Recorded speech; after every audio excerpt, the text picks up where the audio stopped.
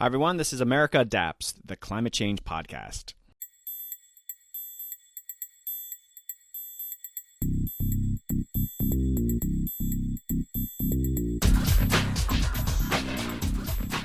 Hey, Adapters. Welcome back to the Year in Review, episode 2020. It's been a crazy year and generally an awful year for many people. That said, we kept at it on the podcast, and I've had many lively and fascinating conversations with some climate experts. I've been doing these remotely since the beginning, so that wasn't a hard transition. It's an annual tradition doing these year in review episodes, and in this episode I have on Dr. Ladd Keith, an urban planning professor at the University of Arizona. Also joining me is Dakota Larrick, a graduate student who is finishing her master's thesis on human adaptations to the landscape in the southern Great Plains at the University of Oklahoma. I love doing these episodes. It's a laid-back conversation for me and a chance to reflect on the year, talk about the podcast, and learn what my guests have to say about the podcast and the top climate stories of the year. Okay, Adapters, let's get going with Ladd and Dakota and review the year in climate change for 2020.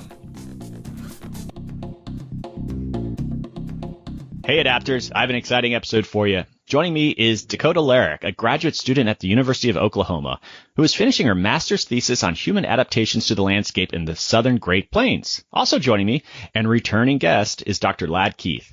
Ladd is an assistant professor in planning and chair of sustainable built environments at the University of Arizona. Welcome to the podcast, guys. Hey, happy to be here. All right. Very excited to have you guys on. A little bit different here. We have a student and we have a professor, so I think that's going to be fun. And I want to just frame this up for my listeners real quick. This is my year in review, kind of the year in episode, and this is a chance for me and my guest to kind of take our what's the expression? Just our hats off, our more formal ways of kind of doing the podcast. But we're going to have some substantive conversations here for you. But this is like a fun episode for me. And I appreciate Ladd and Dakota coming on. And on that note, Dakota, can you give us a bit more background on yourself? Yeah, definitely. Yep, I am finishing my master's at the University of Oklahoma. I study, like you said, how people were adapted to the landscape in a certain area of the Southern Plains around 10,000 years ago. With my PhD, I hope to engage more with archaeology in terms of applying it to environmental sustainability or climate change adaptation. And there's so many routes that I could go down, such as the route that Marcy is going down, Marcy Rockman, who you had on in the past. She is my hero, so shout out to her. And also shout out to any archaeologists working in the climate change, adaptation, or environmental sustainability realm. Looking for work, shoot me an email. All right, nice plug.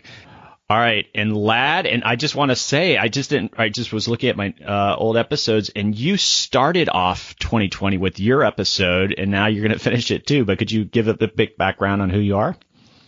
Yeah, thanks for having me, Doug, and nice to meet you, Dakota. My name is Ladd, of course, and I'm an assistant professor in planning at the University of Arizona here in Tucson with Doug, and I research at the intersection between climate change and urban planning, particularly focused on extreme heat as a climate risk and kind of exploring the lack of governance structure and how we plan for heat. I also teach in our Master of Science in Urban Planning program and lead our undergraduate Sustainable Built Environments degree program. And I just want to plug in, your extreme heat episode was extremely popular. So, yeah, I'm glad we did that, and we need to do more of that. And you'd mentioned we live in Tucson together, and it's kind of depressing. I know with the pandemic and COVID, we haven't seen each other all year. We used to make a habit of meeting up for coffee every, I think, couple of months just to, catch up and such. And I miss those coffees, but I'm hoping in 2021 we can go back to that. But on that note, I want to just start off. 2020 has been a crazy year, and let's talk about COVID and the pandemic and what has it meant for you this past year. And Ladd, I'm going to start off with you. How's it impacted what you're doing? Yeah, how hasn't it impacted what we're all doing, right? I think the biggest personal impact for me has been I've been working at home with remote schooling both of my kids who are in 3rd grade and 6th grade right now. And my husband is out at his job out of our house. And so kind of I'm on remote school duty. And then I kind of, after their schooling is done, continue my work until midnight or later whenever I can get it finished. So I think that's been kind of the biggest personal impact. And then, of course, trying to support our students who are all trying to take their classes online has been a really big change and kind of shift too. Wow. Yeah. Busy man, lad. Okay. Dakota, what about you? So I am in the final stages of my thesis writing, not in any courses. I do have several jobs which were temporarily put on hold, but overall, the pandemic has been quite a roller coaster. It was nice, actually, at first to take a break from everything, and it kind of tuned me back into my thesis, but it went downhill, and then it went uphill, and then it went downhill. And productivity has gone up and down, and I'm sitting in a good place right now. Okay, and are you originally from Oklahoma? I was born and raised in Mississippi, but my father's family is from Oklahoma. Oh, okay. And so I've been here for the last over 10 years. Oh, okay. Excellent. Well, yeah, pandemic-wise, I've been recording podcasts remotely since I started, and so it didn't impact my ability to do that because everyone I talk to is generally remote, except those opportunities when I get to go to conferences and workshops, and I miss those. Those are a great chance to meet potential guests, find sponsorships and such, and I was supposed to go to Martha's Vineyard to do a 3-part series, and I was so looking forward to that back in April, and that, of course, got canceled, and we switched that whole series to remote interviews, and they turned out great. I really am happy with we put the final one out a couple weeks ago, and it was great working with the trustees of reservations. But, yeah, that's been a radical shift of taking out the 1 or 2 times a year I go on location. So, but I think all things considered, we probably had it relatively good compared to some people experiencing what's going on with the COVID. So, absolutely, yeah. Absolutely. I desperately miss conferences. It is. I miss the little hallway coffee chats, not the actual presentations, but that's my problem. Well. All right, guys, I want to do a little focus on the podcast. We're going to get to the top climate stories of the year, and I want to talk about the adaptation as a profession a bit, but I do like to talk, some shop with my listeners. And just, again, some background. I recruited you two because, I do this end the year episode with guests that actually listen to the podcast regularly. Some people listen here and there. They find an episode they like, but you guys are semi-regular listeners, and I want to thank you both for being regular, enthusiastic listeners. That's very exciting for me. Yeah. Pivoting a bit, and this was a relatively recent podcast. I had Amy Westervelt from the Drilled podcast on my show, and that was really cool. She, I love talking shop with other climate podcasters. Are there any other climate podcasts that you guys enjoy listening to? And Dakota, we'll start with you. Oh boy. Well, I did just start Drilled. Okay. And it's I love the style of it. It's really engaging. Can I pass this question to Lad? You gave one. That's fine. So, Lad, do you listen to any other climate podcasts? Yeah, I follow a few. I'd say No Place Like Home is probably the second runner-up, but yours is the one that I probably listen to much more consistently. So. Okay, can I add something? Sure. So, on a climate environmental note, the pandemic has given me the time and space to go down some intense research rabbit holes, and one of those has been researching nuclear energy production and also Chernobyl. So I've been listening to this podcast called Causality, which explains in detail when our technologies go awry with environmentally detrimental effects. So I've been really interested in that one.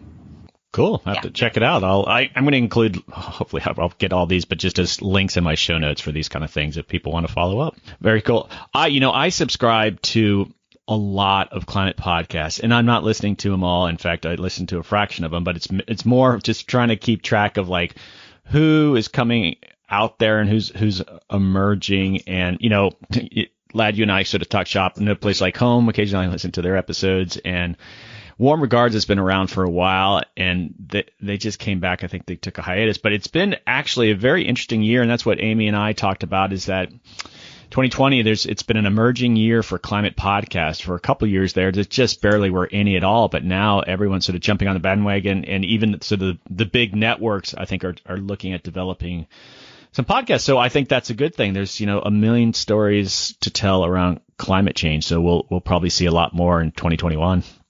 Awesome. Okay, let's do a big pivot here, and let's talk about the top climate stories of the year. And what I asked my guests is to come up with their top 3 climate stories, and we're going to do a countdown we're going to go around 3, 2, 1, obviously, and what we think, this is not an objective, it's very subjective, but what really stood out for us.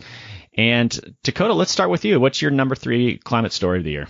Maybe I'll start with the one that concerns me the most, just to get it out of the way. Like your guests last year, I organized my top stories in terms of the one that concerns me the most, one that interests me, and then one that gives me hope. So I'll start with the one that concerns me, and that is that in the last 5 years, forest fires have been really amping up around Chernobyl, and they are releasing radiation that is stored in the soil. So after the 1986 accident, researchers have found that around 90% of the radionuclides were actually absorbed by the surrounding vegetation and made their way into the soil. And so the climate around Chernobyl has been warming and drying associated with climate change, and fires have been terrible. 2015 was a terrible year, and then this past April was the worst yet. Around 25% of the exclusion zone around Chernobyl burned, and it's really concerning because that radiation, when it's not kept in the soil by the mycelium, by the trees, by all the plants, when it's free to exit the exclusion zone in water and in wind, then it can make its way into Kiev, into surrounding areas of Ukraine, into the rest of Europe. So that really alarms me. Interesting. Did either of you see the Chernobyl series on HBO? Absolutely. Yeah. Yes. It was good. I was just the first 2 or 3, I was just, my nerves were on fire. And so anyway, just obviously big disaster, and what you're describing, Dakota, is just fallout and for decades to come. So yeah, great one. Lad, what about your number 3? Or just, yeah, we're doing a countdown, but I liked how you structured that, Dakota. But Lad.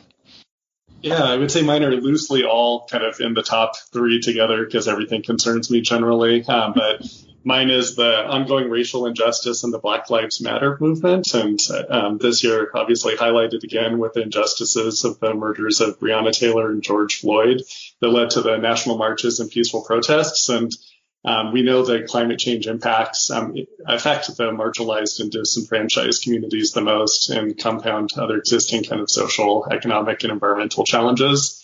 And just kind of bringing that conversation to the national forefront. I think those of us that work in the climate space and climate adaptation, we talk about equity a lot, but it was good to see that conversation being brought out of those kind of academic corners and being talked about in a more national forum.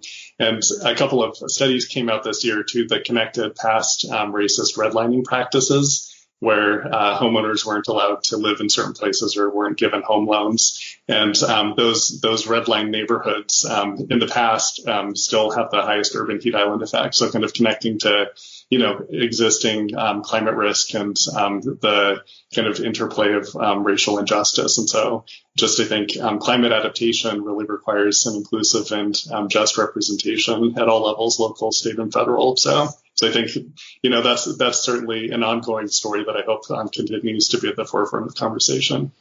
And I covered climate justice a few times on the podcast, and with BLM going on, it really was just an amazing year in that respect, what was kind of connecting the dots on a lot of those issues. So, yep, great one. Okay, my number 3 is I have the wildfires, and most of these were in California, although we had a wildfire here in Tucson too that just ruined the whole summer.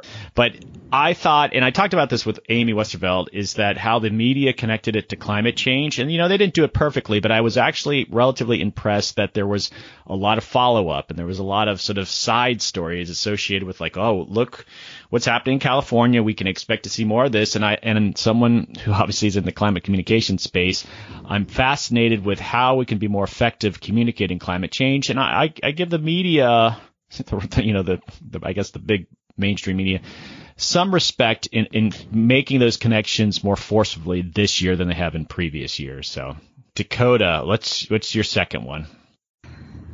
Okay, I'll do the one that interests me. It's a bit lighter, slightly. So this year, the first funeral was held in the Netherlands using a quote-unquote living coffin.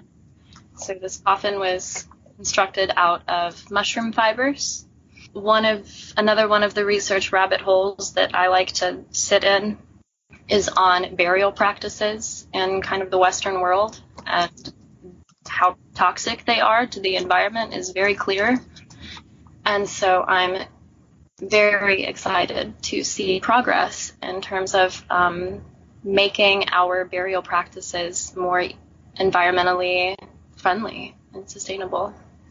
Cool. Interesting. I wouldn't mind having a mushroom coffin. That would be kind of cool. I plan to. I have funeral instructions. Okay. I Instructions.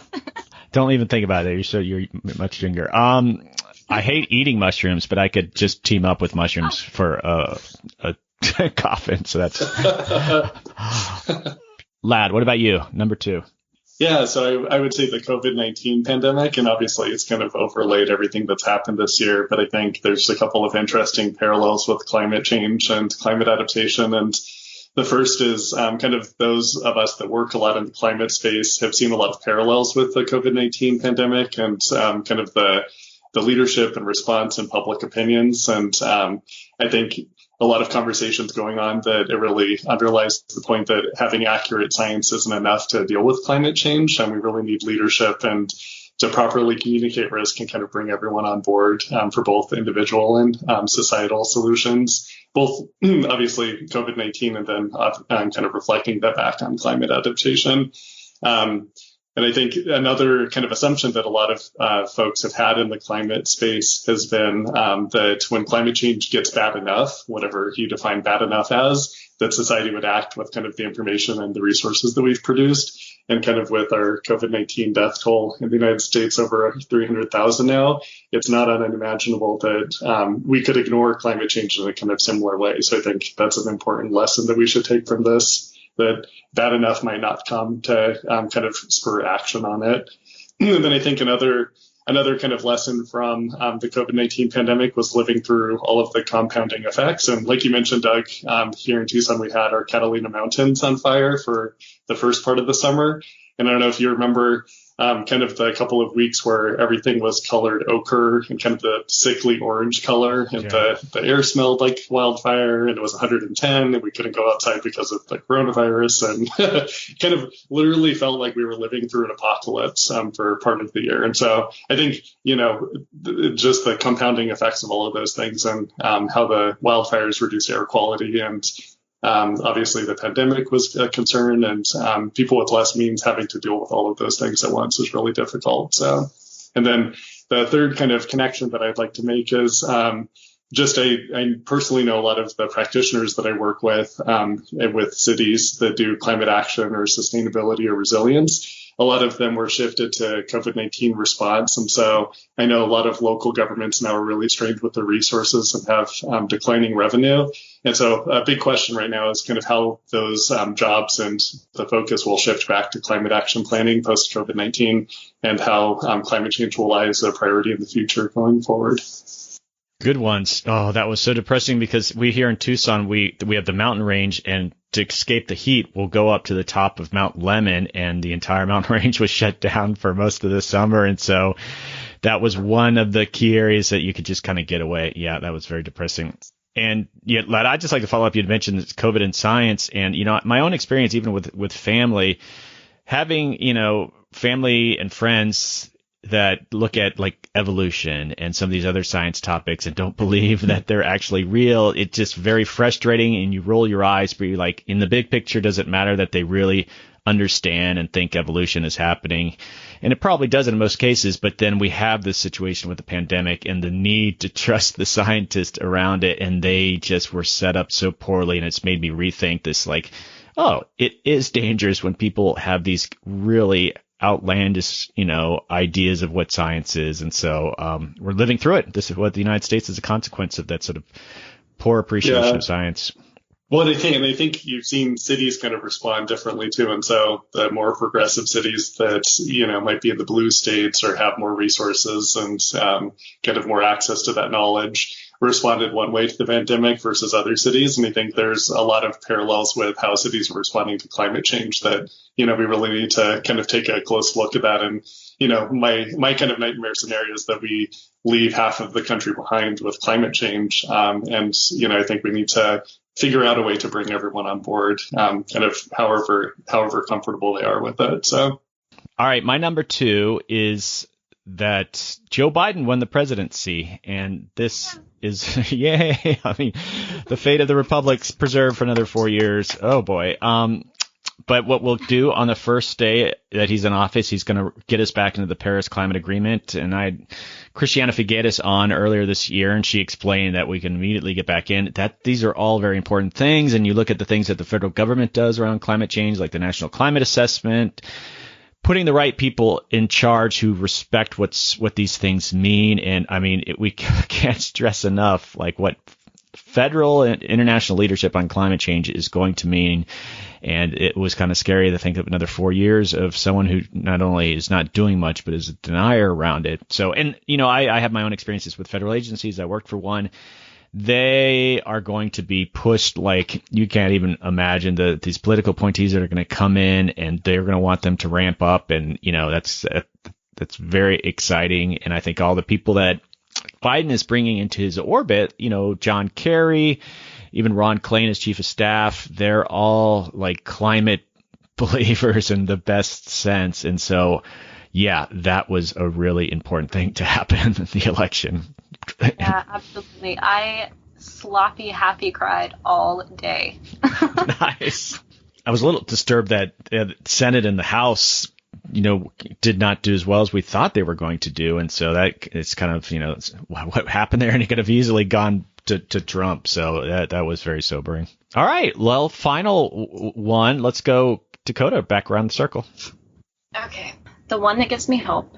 I'm really glad that, Lad, you were touching on these broader, very serious issues that impact all of us and everyone that we care about, so that I can zoom in a little bit on these smaller things that pulled my interest. So the thing that gives me hope is that a group of international researchers made a breakthrough in desalinating ocean water using solar energy. So they proposed that their breakthrough could provide potable water for millions of people across the world. So it uses far less energy than any desalination processes previous. So that was it. Lad, what's your number 1? Yeah, so kind of similar to your number 2, Doug, I think not just the Biden election, but I would say broadly kind of the state of our democracy. And so obviously the Biden administration, incoming administration will take the country in a vastly different direction. But I'm still very concerned that we're, ever more divided than at any point in the rest of our lives. And I think kind of, Doug, you and I being a little bit older, the last 20 years, you've kind of seen a progression where the disagreements moved from just being policy based to being kind of more cultural based. And now I think there's even disagreement on the fundamental role and importance of even having a democracy. And so very concerning. And I think to have successful climate change progress, or even to talk about adaptation, we really need to have a functional democracy that's evidence based and inclusive and have all voters represented in the government. So I think good news that Biden won, I think doesn't solve our kind of underlying problems. And again, to kind of approach climate change successfully, I think we need to figure out a way to bridge that divide and to really get people back to working together. Because we're just not, even with the Biden administration, if the Congress is still, in the Republicans' hands, I think we're still going to have a divided country, and kind of figuring out how to make that work is going to be really difficult. So. Absolutely.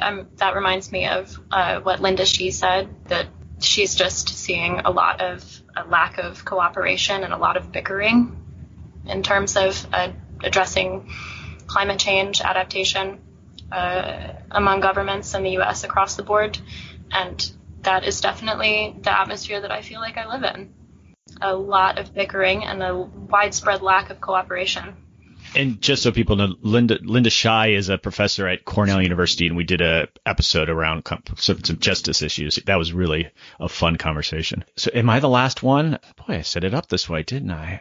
Okay, my number one story, overwhelmingly the biggest climate story of the year, and quite frankly, I'm shocked that neither of you had this as your number one, is America Adapts got nominated for an iHeartRadio award.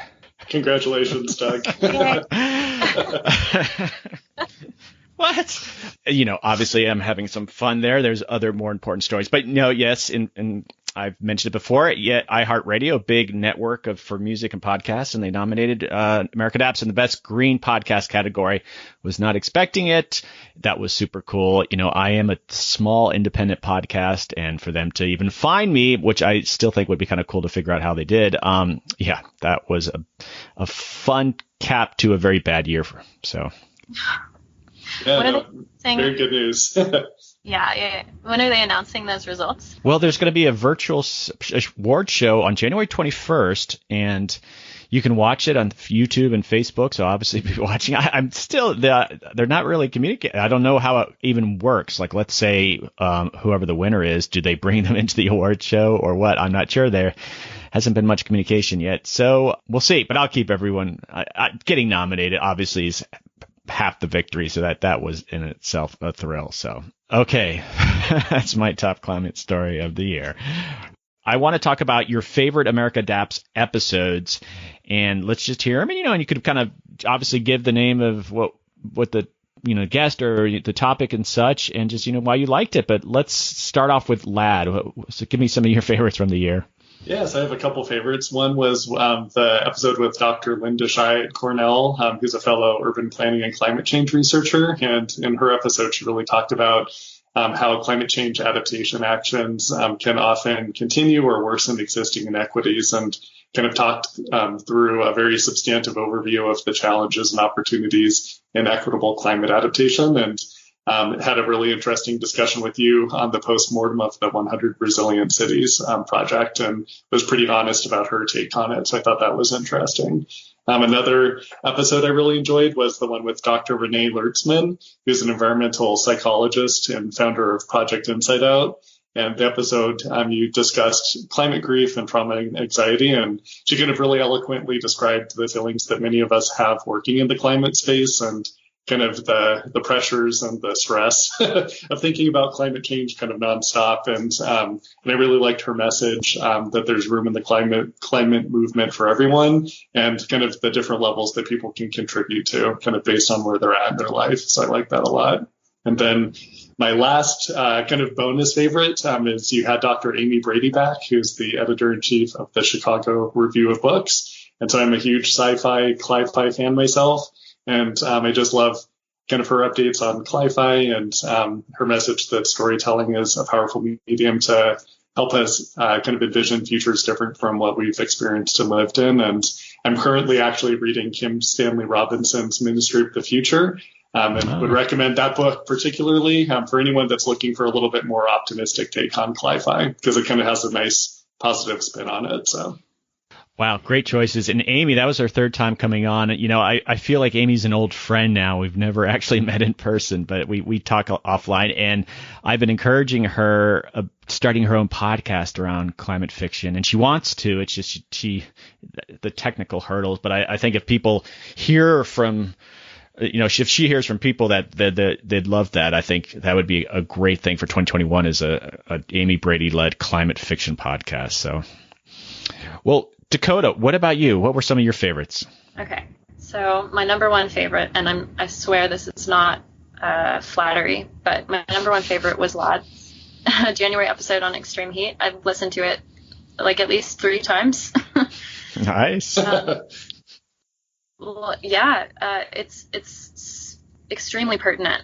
I spend every summer working in the field for months at a time, and so I deal with heat directly and rising heat, and I think that it does not get as much media attention as extreme weather events and fires, but like was mentioned on the show, it is the number one weather-related killer of people related to climate change.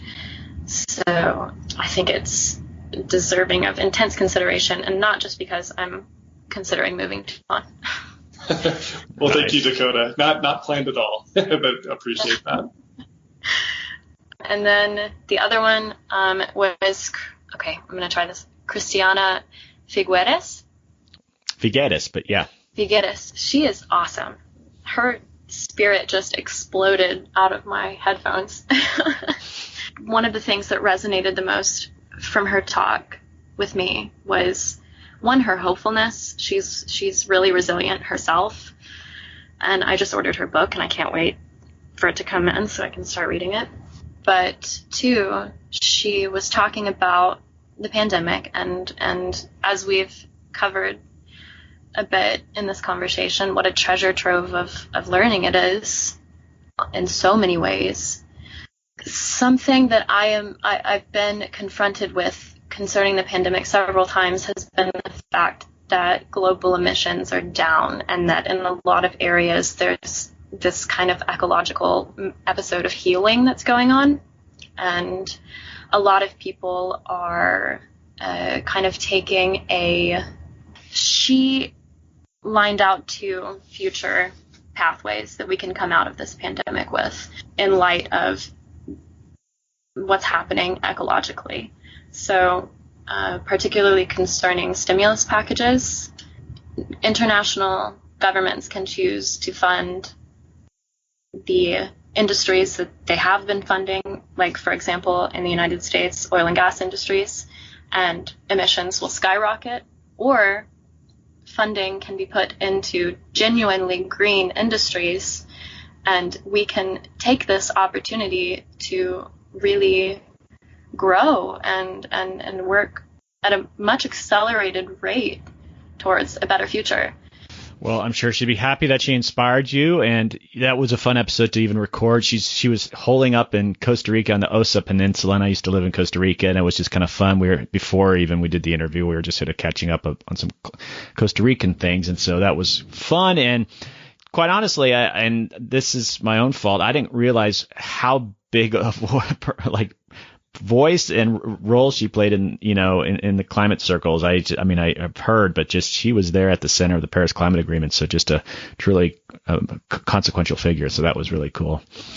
All right. Well, those are some great episodes, guys. I just look back. I obviously can't pick favorites because that's not what, the host does, but it been a great year for me. And, I'm looking at some of the people I talked to. It's been amazing, and it's sort of different conversations. I was kind of tickled that I interviewed former Senator Russ Feingold and Tom Steyer, and these are just big name politicians that I never thought I'd be talking to, and those things were kind of cool. But just again, some of those voices I mentioned earlier, it's just it's a privilege to be doing what I'm doing and having these conversations. So, and appreciate my listeners kind of joining me for this journey. So.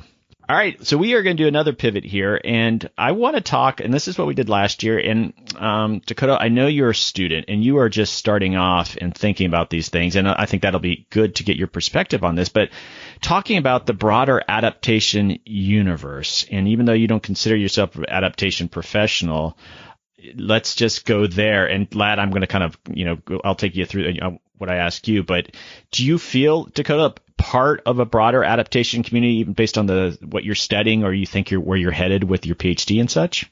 This is cool. You asked this question last year, and I thought about it. I thought about how I would answer. Good. So I thought about what I would say, and the answer is yes, because I want to be. I am actively seeking out people that are working in adaptation. I'm remembering their names, trying to have conversations with them. Like, for example, at the SAAs, the Society for American Archaeologists conference, It is the biggest American archaeology conference of the year. We had a archaeology and climate change symposium a couple years ago that I sat in on, and it was amazing. And I think it was Marcy who invited me to come be a part of the archaeologists addressing climate change discussion group. And so I sat in on that evening, and yeah, I feel like I'm wiggling my way in, and it's really exciting. But I'm desperately looking to meet more people, and like I said, looking to find out more of what people are doing and possibly what I can get involved in. And just even as a student, okay, so you listen to America Adapts. There's a podcast. There's, I guess, a way for you to hear more about other things, and then you're going to conferences. Are there anything else, other things that as a student you're getting exposed to this kind of information? Actually, I think Twitter is a really cool tool for this. So I found Marcy on Twitter. I look at who she's tweeting with and talking about and the kinds of things that they're talking about, and also on her publications and on other researchers' publications that pull my attention. I look up those researchers on Twitter and see what they're talking about and follow them and make connections that way. So I think that's really cool. I think Twitter's pretty underrated in terms of scientific networking. I agree. I follow a lot of climate folks on, and it takes me down some nice rabbit holes. So, Lad, what about you? You're a professor, and you've been working in this space a lot longer, and there's a lot of things that you're doing. But more generally, do you feel part of that, you're part of that adaptation community that's kind of evolving right now? Yeah, that's a good question. I think when you might have asked this before, and I still feel like I'm adaptation adjacent, and so I kind of identify more as an urban planner or a governance, city governance person, and so certainly climate change intersects everything I do. But I think there's a hardcore kind of community of adaptation professionals that are really focused on it, and I think I kind of move in and out of that space pretty frequently, but. The work you were doing in Miami, would you say that was more, did that bring it into the kind of climate circles, or was that more of just the urban planning? Yeah, that's a good question. I would say that was more city-based. Yeah, so more city-based, but kind of bringing resilience and adaptation to the city. So. And how do you feel like you try to stay involved with the adaptation community, or I guess learn more about it? Does it just naturally happen because of people you're working with kind of do that kind of work? Yeah, that's a good question. I certainly am an American Society of Adaptation Professionals member, and they have a lot of great programming, and that's where a lot of that kind of core action happens. But I think organizations that I'm part of and much more involved with, like the American Planning Association and the Urban Land Institute, are both really bringing climate change and adaptation to kind of the core of the mission of what they're doing too. And so there's a lot of good folks involved in that, in those organizations too. Yeah. Obviously I host a podcast on adaptation, so I feel like I get to stay connected. It's much different than when I was more of a practitioner professional, because I'd go to conferences and you'd stay sort of in your own kind of sector. And so it is encouraging how it's evolving, and just the people that I talk to on the podcast, a lot of it's like, oh, wow, I didn't even know you guys were kind of working on this. This is what's happening. And especially in academic circles, I don't think some academics do a very good job communicating what they're doing outside their particular projects or whatever. And so, they're not necessarily designed to do that, but there's a lot of cool work going on in universities, and that's been really eye-opening to me. There's a lot more going on than we realize. So, yeah, I think integration and collaboration between fields is becoming more and more the thing to do, and that's very exciting for me. That's something that I very much look forward to going forward. Yeah. Hey, Doug, I would just say one kind of good benefit of the pandemic and everything going virtual is it's really opened up the accessibility to kind of the groups that had meetings at a certain place that would cost too much money for people to travel to, or were only open to certain audiences. And I think we've seen a lot of those things kind of get broken down and opened up to public audiences this year. And so I hope that when, it's safe to have conferences and see people in person, that we don't lose kind of the accessibility that we've gained in a lot of ways with all of the virtual work that's going on right now, too. Yeah, that's a fantastic point. Mm-hmm. Okay, here's kind of a silly question, but do your family members or just people close to you know what the hell you're doing when it comes to adaptation? Do they even have any clue what it really means? And Lad, I guess I'll start with you. Do you have to explain it, and or do you even go down that path? Because you're doing urban planning, but does this climate change come up? Oh yeah, and the eyes glaze over because people know what I'm going to talk about pretty frequently. But I would say, my kids are at the point now where they're teaching their classes and their teachers about what they've learned from climate change just by listening to kind of my talks and the stuff that I work on. So it definitely kind of permeates all aspects of my life. And I know you're not like in the professional field now, Dakota, but do your, I guess, close family, do you have to sort of explain what you're up to with your archaeology work? So I like to think that they understand what I'm talking about, because I do talk about it all the time, every chance I get. And at the bar too, and at the yoga studio too, like every chance. But most of the time when the information gets recycled back to me, it's a little bit like that telephone game, where you say one word and it ends up sounding like a whole different word. So they kind of understand. They understand that I'm really concerned with being adapted or maladapted in general. Eco-friendly, basically. They wouldn't use the word adapted. They would probably go with eco-friendly. All right. Well, as you head into your PhD in the workspace, I think you'll have a much earlier start than we had. Kind of explaining. I was doing wildlife conservation for a long time, and especially my in-laws, I think they thought I was working in sustainability. They'd send me stories related to sustainability, and they just for 10 years didn't get it. And as I moved in climate adaptation space, I think my family's a little bit better about what I'm doing. They don't really care, but I think they get it a bit more. My 16-year-old, he likes to just come in and say, "You're that loser podcaster, right?" And that's, yeah, he's just this surly 16-year-old, and that's what he thinks of podcasters, and his father as a climate podcaster. So that's what I'm dealing with in the home space. So. All right, so we've made a lot of progress here, but I want to do another pivot here, and this is again, I think I want to talk about America Adapts. And Lad, I want you to sort of take over, and I've done this I think 2 years in a row now. Is you can kind of direct, you're asking me questions. The two of you are going to ask me questions if you had things that you wanted to know and such, and it's always kind of a treat for me just to be able to answer things. So go ahead, Lad. You're now the host of America Adapts. Great. Honorary host. This is amazing. So Dakota, my thought is I'll go first, and then why don't I pass it over to you so you can think of a question. So Doug, one question I have is I know you've been working a lot with Simpatico Studios. So what's the latest and what are your plans with them going forward? Well, Simpatico, and that's with a C if people aren't familiar, and I've been, promoting it on the podcast, and I will continue. It's really just this.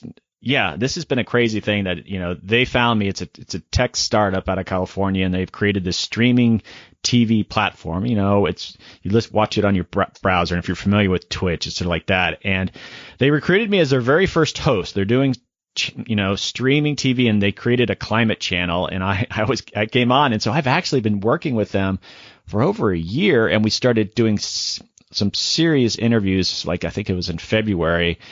And yeah, they have a team there, and they recruit people like you guys to come on. They're from all over the world, some really remarkable people, and I'm interviewing them, and it's much different. Like right now, I'm in my pajamas and we're not doing any video, but that is all TV, and so you have to be on, and it's a much different creature, but it's exciting, and it's a slog too that we're demonstrating that we can do this, and I am like the talent, which is kind of new for me. There's a whole team from all over the world that's working on this, and they're just looking at taking it to that next level, getting other hosts, and they want a round the clock climate adaptation shows, and we're working on those different things. And so, yeah, it's about building it up, and it's really hard to describe, but definitely if you want to check it out, it's behind a firewall. You go in and you sign in, and you get in there, and we have live shows that's then are become archived, and it's definitely been a weird development for me. In 2021, we have high hopes. If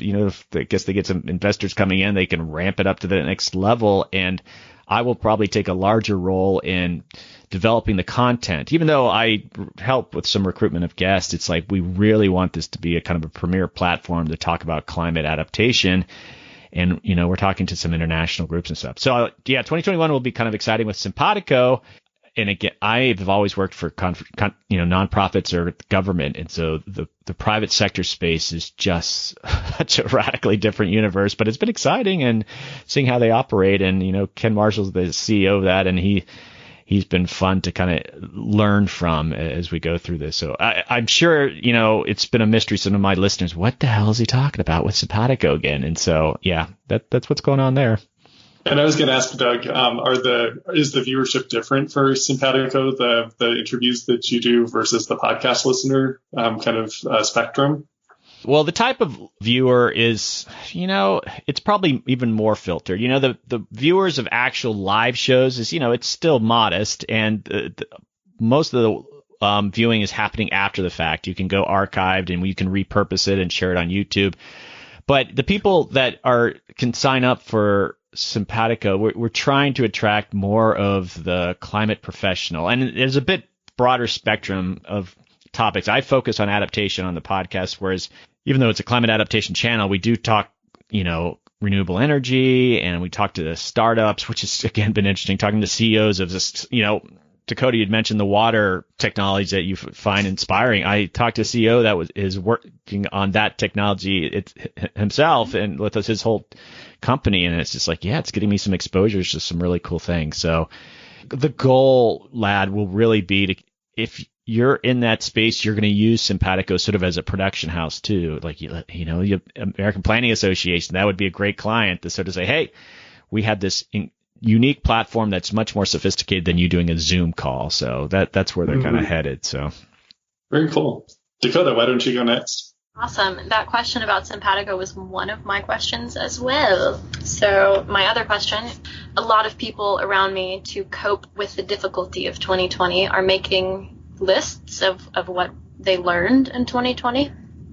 And I was wondering, what is one thing that you have learned in 2020 that you feel will help you moving forward, or that you'll carry with you moving forward? Good question. I guess the fact that there was this huge society-wide transition to remote working, it's taught me that we, I think, are a lot more flexible in the workspace. And, it's obviously beneficial in some ways with the podcast and some of the stuff that I'm doing with Simpatico. And not that I don't hope we all go back to the offices, because I think there's a lot of value, obviously, being in the same place. But I think, the ability to use some technology to kind of do our work, I mean, we were forced to do it. And I think in some ways there was a lot of positives to that. And so, I want to bring that into how I'm using my work that I do revolves around technology and these technological tools. So I want to learn more and, I guess tap into people's ability to use those. And, one issue there, though, is I think a lot of people are not flexible enough. And I guess that's maybe a negative thing I learned, is that people sometimes they never learn. And when it comes to the podcast, or even talking about Simpatico, I ask, like, when I try to describe Twitch, and lad, you've heard of Twitch, right? Mm-hmm. Yeah. And Dakota, right? You've heard of Twitch, right? Yeah, I absolutely. I stream myself gaming sometimes on Twitch. Okay. See, like, and I'll ask people, like, when I'm doing interviews and such, and anyone over 30, if Simpatico comes up and I'll bring up Twitch, and I'm like, have you ever heard of it? Probably 60-70% of the time, anyone over 30 will say no. And anyone under 25, but anyone under 30, 99% will say yes. And I guess that's one of the things I learned too, is like Dakota, your generation is changing rapidly in how it's using the workplace, because you're the merger between your own kind of personal and entertainment to like your expectations to what the workplace is going to be like.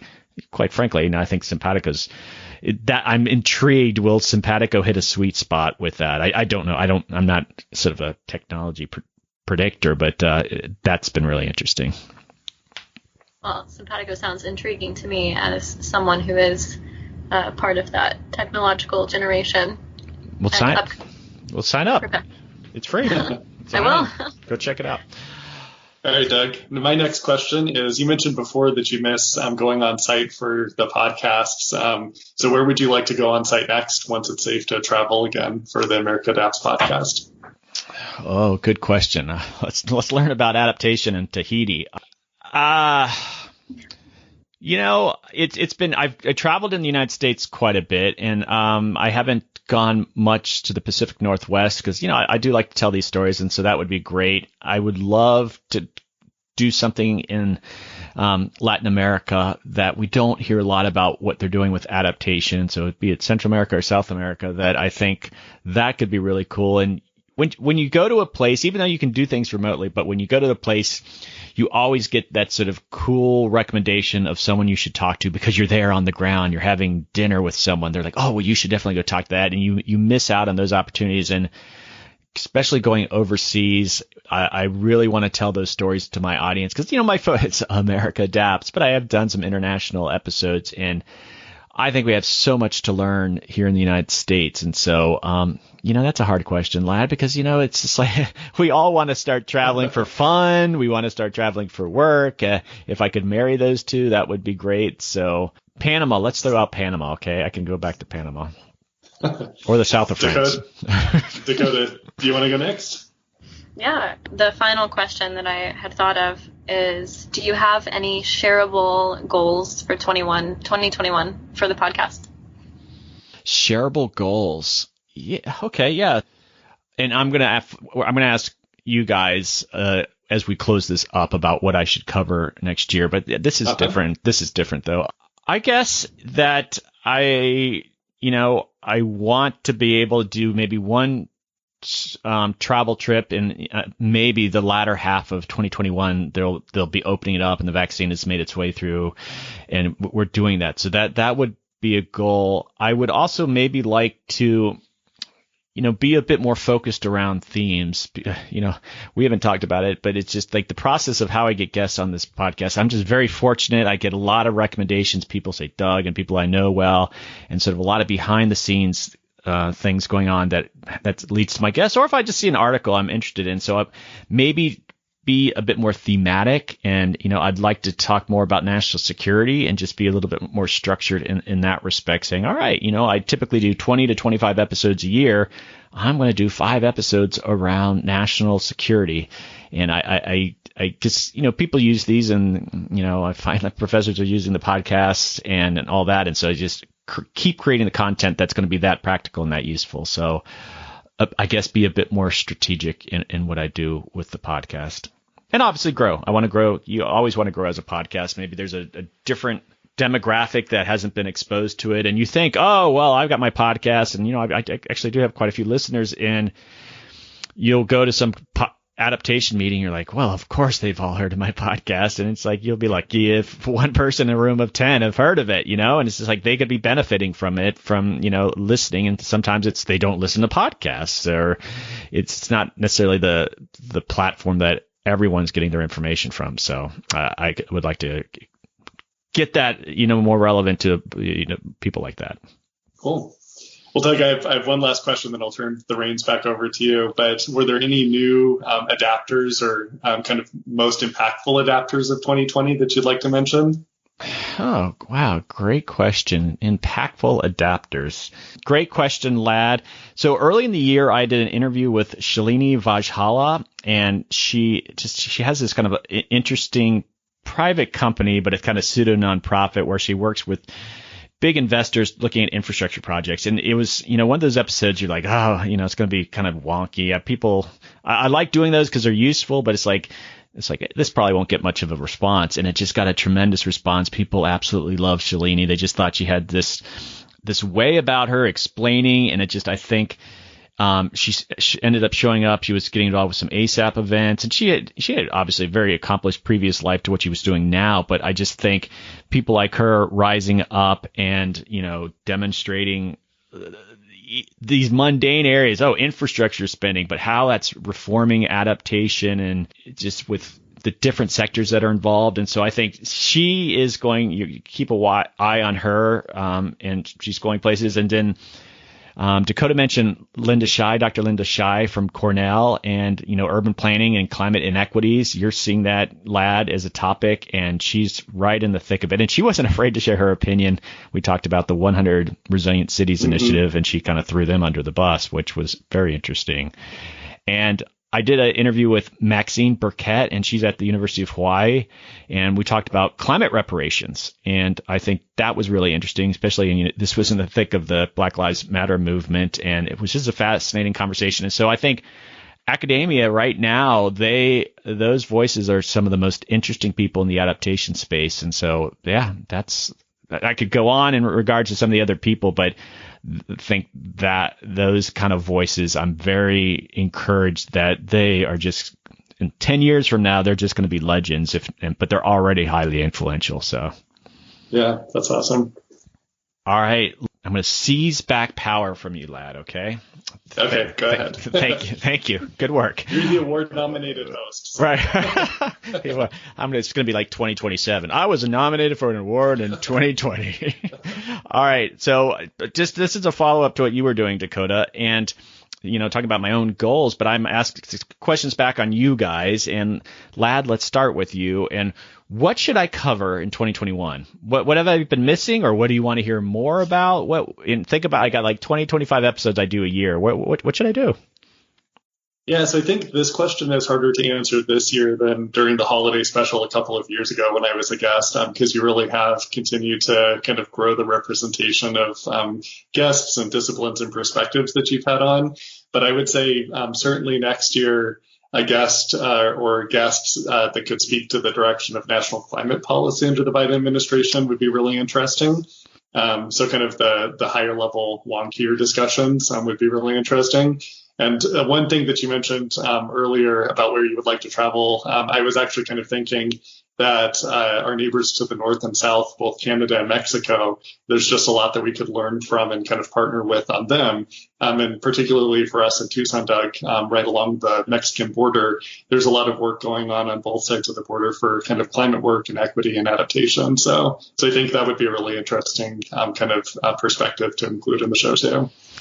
Funny you mentioned it. Carolyn Kuski, she's a professor at University of Pennsylvania at the Wharton School, and I had her on a while back, but she just wrote like top 6 things for resilience that they recommend for Biden. And I've emailed her, and we're supposed to set up a podcast episode. We haven't set a date or anything, but I want to take advantage of that window at the beginning of the year. So yeah, so good ideas. All right, Dakota, what about you? What would you like to hear?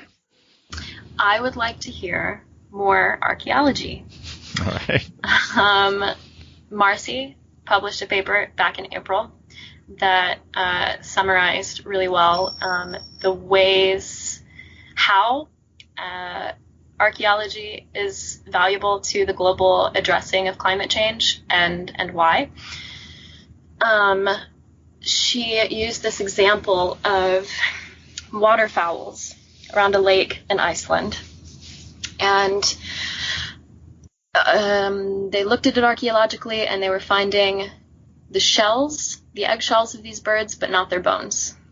And then they looked at the modern practices of harvesting these eggs and found that it matched up to the 1,000-year-old archaeology. So what they were able to highlight was that there is this sustainable harvesting practice going on over a span of 1,000 years since the first settlers came to that part of Iceland. And so archaeology, like nothing else, can really speak to sustainability on a time scale that is, incomparable and invaluable. So on the one hand, it informs the addressing of climate change globally invaluably. And then on the other hand, archaeology is intensely affected by climate change. And so there's so many voices, so many people out there, archaeologists involved with climate change in varying ways. And I would love to see some of them on the show. All right. Well, you'll have to keep sending me names and such. And Marcy, she and I we stay in contact. So, and I talk with people who are in the historic preservation space too, and there's certainly overlap with some of those things. And so, yeah, I foresee, more of that, but that's a great suggestion. We are getting at the very end of this episode here, and this I asked, it's coming. I ask all my guests who they recommend, and you've done all sorts of recommendations, but a specific guest you think should be on the podcast. And Lad, let's start with you. Who do you recommend specifically should come on the podcast? There's so many. It's always a hard question. There's so many good people to recommend. I would say Daphne Lundy, who's a senior policy advisor for New York City, who's been working on a lot of really innovative kind of extreme heat planning solutions. So she's a great colleague, and I would say she would be bringing a really interesting perspective to the podcast. Cool, great recommendation. Dakota, what about you? I genuinely think I think I have two names. I would love Marcy to come back on and talk about her work with the IPCC. ICOMOS, that's who she's working with right now. ICOMOS, the International Council on Monuments and Sites. So she's been doing some really cool work with them, and her most recent paper is really valuable in terms of adaptation as related to archaeology. So I'd love for her to come back on personally. And Jensen she's an absolute badass. She's working in coastal Alaska, doing a lot of salvage archaeology because the sea level is rising so rapidly there. So she is every day confronted with climate change and acting against it, or trying to save cultural heritage every single day. So I think her perspective would be really valuable. Cool. No, those are great, and sounds like some great content there. I guess I want to just hear from each of you, and maybe Lad will just jump back to you. Is like, what's next for you? What do you have going on in 2021, next 6 months or whatever? What's going on? Yeah, so what is going on? Have a couple of funded research projects on kind of exploring extreme heat planning and governance, so continuing those and wrapping those up before the summer. Lots of kind of papers and articles in the works, and hopefully some big news with the American Planning Association with the project that I'm working on with them for heat. And we'll certainly put that out on Twitter and everything once that's official. So. Cool. And Dakota, I know you're finishing up, but like your next 6 months to a year, what are you going to hope to accomplish? And then what's your next step? I want to finish my thesis and be proud of it. Although if you finish it, Dakota, that's often just enough. So that's what I keep being told, but I'm such a perfectionist. So I'd like to do that. I would like to just get it done. And I want to, I'm on the search now for a place to relocate to do PhD work. So I'd really like to get connected to people that I could possibly work with and start coming up with projects. Yep. Cool. And I want to end this with that Dakota had an assignment, and she is a bartender at night, and she said she came up with an America Adapts themed cocktail, and she was going to walk us through. Is this right? You're going to walk us through what did you come up with? What's a concoction? So the America Adapts cocktail at my bar is an adaptation of a hot toddy, because I think we could all use a little warmth after 2020. So we'll do 2 ounces of eco-friendly bourbon, which is happening. There are distilleries all across the world doing really impressive things in terms of sustainable bourbon production. So 2 ounces of that, half an ounce of local honey. Nice. If you can find it. A healthy dash of sustainably sourced allspice, a big squeeze of organic lemon and a slice, and then fill it with hot water and stir. Wow. And can we call it the adapter, because it's just sticking with that theme? Yes, that's great. All right. Well, if you end up at the University of Arizona, you'll have to make me this drink. And I think we have great mesquite honey. Is that right, Lad? You can get local honey here, and they use mesquite as one of the more popular ways that the honeys get it. So, boy, that sounds yummy. I'm ready for it. All right, great. Or the first ever adaptation cocktail.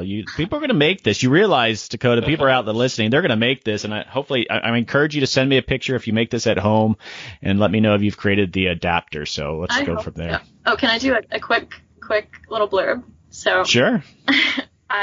In my search for eco-friendly bourbon, I did find one distillery in Sweden. I can't remember their name, but I'm sure you could Google eco-friendly bourbon Sweden and find it. But they are so impressive. They use all natural, sustainably farmed ingredients. The heat that they produce in distillation, they use to heat their premises. They recycle all the materials, and they use like biopellets to do the heating. So that was just so cool to learn about. So thank you for opening that door. Well, there's a place to visit, right? And listen, Dakota, you make this drink when you're at the bar, and you take a photo and put it on your Instagram account, and just say the adapter, and just give the ingredients. I think that could be cool. So. All right. Guys, this was a lot of fun. We actually covered a lot of ground. I appreciate you coming on and everything that you're doing, Dakota. I know you're just a student just starting off, but I sense great things for you, and I think it's part of your long-term goals is that you're going to get a PhD, and we'll get you back on the podcast where we do one of the more in-depth interviews. So looking forward to that conversation. And thanks for coming on. Yeah, my pleasure. Super happy to be here. Thanks for having us, Doug.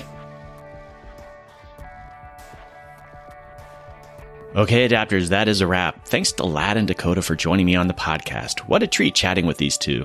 They are avid listeners of the podcast and have really thoughtful things to say about the climate movement. And I like doing these episodes because I can relax a bit more. Okay, I need to thank some people. First off, I want to thank my financial supporters. In case you didn't know, America Adapts is actually a not-for-profit organization, and people donate to keep the podcast going. I want to thank all my donors from 2020. You were incredibly generous, and your contributions allow me to have these conversations that I do. I also want to thank the organizations that sponsored whole episodes. Those don't happen very often, and this year is even more difficult because I couldn't travel, and that's generally when I get these sponsorships. But we did manage to do some remotely, and these episode sponsorships are absolutely critical. Also, I want to thank my guests on the podcast. What an awesome lineup I had this year. I have guests recommended to me all year long, and I was incredibly happy with those who came on. They are leaders in the field and doing some incredible work. And as I've said before, it's been a learning journey for me. Each year, I learn new things about this emerging and growing rapidly field of adaptation. It's only going to get bigger. And thanks to all my friends and colleagues behind the scenes offering ideas and support to what we're trying to accomplish here. And thanks to my intern, Mihira Shimano. She's been amazing. She created my newsletter and does the bulk of the work on that. And looks like she's going to continue with me going into 2021. Yay! And finally, thanks to you guys, my listeners. It is such a privilege to share these conversations with you. And I'm a broken record on this, but when I hear from a listener after they've listened to an episode and they share their own thoughts, it is so awesome. It allows me to understand who's listening, how they get value out of these conversations, and how I can adjust going forward. So please continue reaching out. Please connect on social media. It's all good. And I'd mentioned sponsoring an episode earlier. If your organization is interested in partnering on a specific podcast, let me know. There are many stories to tell on this emerging issue. Let's see if we can collaborate on a future episode. And as I mentioned many times before, I'm doing something new with streaming TV at Simpatico Studios. I'm sure many of you have questions about this, but check out the link in my show notes and how to learn more. Definitely sign up if you feel you have some adaptation work you want to share on a brand new streaming platform. Don't forget to check out the Podcast in the Classroom initiative we're doing. I've heard from many professors using America Adapts in their classroom, considering using it more formally with some discussion guides that have been developed about 25 of my episodes. You can find those discussion guides on my website at americaadapts.org. Yes, it's a personal mission to get more professors and teachers using podcasts in the classroom. And thanks to Kate Bishop-Williams at the University of Waterloo for doing the work on that. She's volunteered on this for a couple of years now, and I am deeply grateful for all the effort that she puts into those things. Also, if you're interested in having me speak at a public or corporate event, please reach out. I know everything is sort of bonkers right now, but we're doing remote conferences and remote panels, remote workshops. So if you're interested, I do quite a bit of that. So I'd love to hear from you. And don't forget to join the Facebook page and the Facebook community group. The group is private, but search for America Adapts and ask to join, and I'll approve you right away. People are having conversations on there. I share sort of more personal updates on it. So definitely check it out. And again, I love hearing from you. Like I said earlier, is such a highlight. Just to hear who you are, if you're working in the space, it just allows me to know who's getting value out of the podcast. So definitely reach out. I'm at americaadapts@gmail.com. Send me an email. Okay, adapters, keep up the great work. I'll see you next year.